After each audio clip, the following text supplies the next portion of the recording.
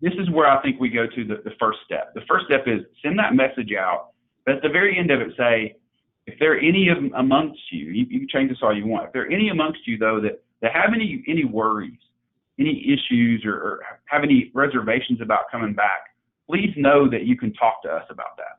Just throw that line in there. That's your first bait, okay? And you're going to get some responses to that. The people that are most worried are the ones that are going to respond to you individually. Tell them not to reply all, but have them contact you as the director or contact HR and have those conversations, because most of those people are going to have those reservations because of health issues, right? Their health issues or a loved one's health issues. And that means we have to handle that through HR anyway. And if it's the individual teacher's health issues, then we have to determine, does this need the ADA interactive process? Meaning, do we have to determine if this person requires accommodations because of the current workplace setting and their diabetes? Those things don't mix. Current workplace settings and they're needing chemotherapy, those things don't mix.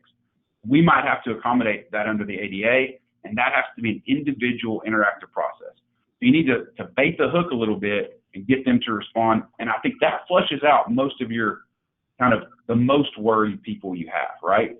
Then I think what you do is you follow up with those individual responses, have those one-on-one discussions with them, whether that's by phone, Zoom, in person, however you decide to do it, that kind of work through individually what those people can do. Remember that if they can telework, if we can find things for those people to do at home, whether that's virtual learning for the students that choose that option, whether that's homebound students, and teaching more kind of smaller group settings, going to houses if they want to, because it's less exposure than a school. I can think of a million ways you could allow them to do that. If we can find something for them to do off-site, then we don't necessarily have to give them that FFCRA leave, right?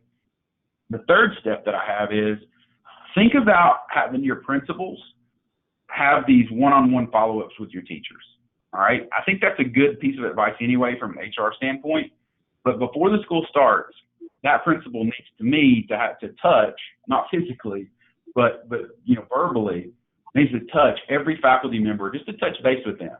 The conversation with the principal needs to start with, hey, how you doing?